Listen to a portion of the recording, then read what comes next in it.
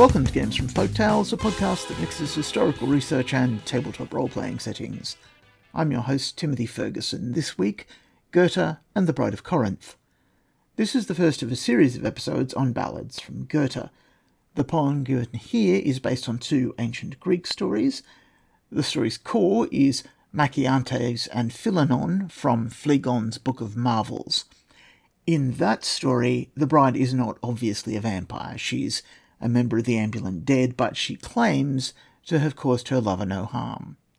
The story has been crossed with Philostratus's biography of Apollonius of Tyana, in which he defeats a blood-sucking empuser at a marriage feast.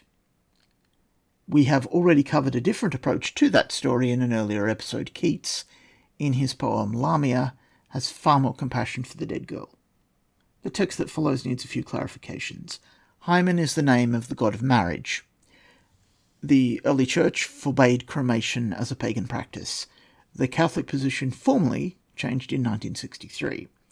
It seems odd that the bride can't eat bread. This may be some sort of ward. Thanks to Alan Mapstone and his LibriVox production team. Statistics eventually. The Bride of Corinth by Johann Wolfgang von Goethe, translated by William Edmund Stoone A. Toone and Theodore Martin. Read by Alan Mapstone. A youth to Corinth, whilst the city slumbered, came from Athens, though a stranger there, soon among its townsmen to be numbered, for a bride awaits him, young and fair. From their childhood years they were plighted fears, so contracted by their parents' care. But may not his welcome there be hindered? Dearly must he buy it, would he speed. He is still a heathen with his kindred, she and hers washed in the Christian creed. When new faiths are born, love and troth are torn, rudely from the heart, howe'er it bleed. All the house is hushed, to rest retreated, father, daughters, not the mother quite. She the guest with cordial welcome greeted, led him to a room with tapers bright. Wine and food she brought, ere of them he thought, then departed with a fair good night. But he felt no hunger, and unheeded, left the wine and eager for the rest, which his limbs, forspent with travel, needed, on the couch he laid him, still undressed. There he sleeps, when lo, onwards gliding slow, at the door appears a wondrous guest. By the waning lamp's uncertain gleaming, there he sees a youthful maiden stand, robed in white of still and gentle seeming, on her brow a black and golden band. When she meets his eyes, with a quick surprise, starting she uplifts a pallid hand. Is a stranger here, and nothing told me? Am I then forgotten, even in name? Ah, 'tis thus within my cell they hold me, and I now am covered o'er with shame. Pillow still thy head there upon thy bed, I will leave thee quickly as I came. Maiden darling, stay, oh stay, and leaping from the couch before her stands the boy. Ceres, Bacchus, here their gifts are heaping, and thou bringest Amor's gentle joy. Why with terror pale? Sweet one, let us hail, these bright gods their festive gifts employ. Oh, no, no, young stranger, come not nigh me, joy is not for me, nor festive cheer. Ah, such bliss may ne'er be tasted by me, since my mother, in fantastic fear, by long sickness bowed, to heaven's service vowed me and all the hopes that warmed me here. They have left our hearth and left it lonely. The old gods that bright and jocund train, one unseen in heaven is worshipped only, and upon the cross a Saviour slain. Sacrifice is here, not of lamb or steer, but of human woe and human pain. And he asks, and all her words doth ponder, can it be that in this silent spot I behold thee, thou surpassing wonder, my sweet bride, so strangely to me brought? Be mine only now, see our parents' vow, heaven's good blessing hath for us besought.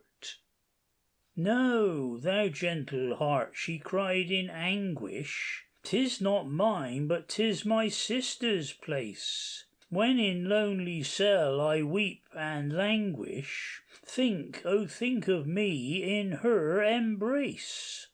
I think but of thee, pining drearily, soon beneath the earth to hide my face. Nay, I swear by yonder flame which burneth, fanned by Hymen, lost thou shalt not be. Droop not thus, for my sweet bride returneth to my father's mansion back with me.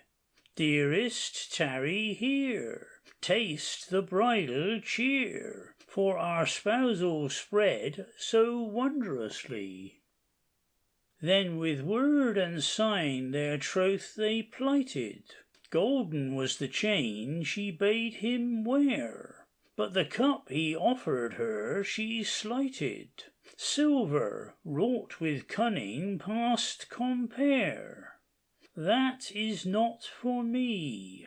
All I ask of thee is one little ringlet of thy hair. Dully boomed the midnight hour unhallowed, and then first her eyes began to shine. Eagerly with pallid lips she swallowed hasty draughts of purple tinctured wine. But the wheaten bread, as in shuddering dread, put she always by with loathing sign. And she gave the youth the cup, he drained it, with impetuous haste he drained it dry. Love was in his fevered heart, and pained it, till it ached for joys she must deny. But the maiden's fears stayed him, till in tears on the bed he sank with sobbing cry. And she leans above him, dear one, still thee? Ah, how sad I am to see thee so! But, alas, these limbs of mine would chill thee. Love, they mantle not with passion's glow. Thou wouldst be afraid, didst thou find the maid thou hast chosen cold as ice or snow. Round her waist his eager arms he bended, with the strength that youth and love inspire. Wert thou even from the grave ascended, I could warm thee well with my desire. Panting kiss on kiss, overflow of bliss, burn'st thou not, and feelest me on fire? Closer yet they cling, and intermingling, tears and broken sobs proclaim the rest. His hot breath through all her frame is tingling, there they lie, caressing and caressed. His impassioned mood warms her torpid blood, yet there beats no heart within her breast. Meanwhile goes the mother softly creeping through the house on needful cares intent. Hears a murmur, and, while all are sleeping, wonders at the sounds and what they meant. Who was whispering so? Voices soft and low, in mysterious converse strangely blent. Straightway by the door herself she stations, there to be assured what was amiss. And she hears love's fiery protestations, words of ardour and endearing bliss. Hark the cock, 'tis light, but to-morrow night thou wilt come again, and kiss on kiss. Quick the latch she raises, and with features anger flushed into the chamber hies.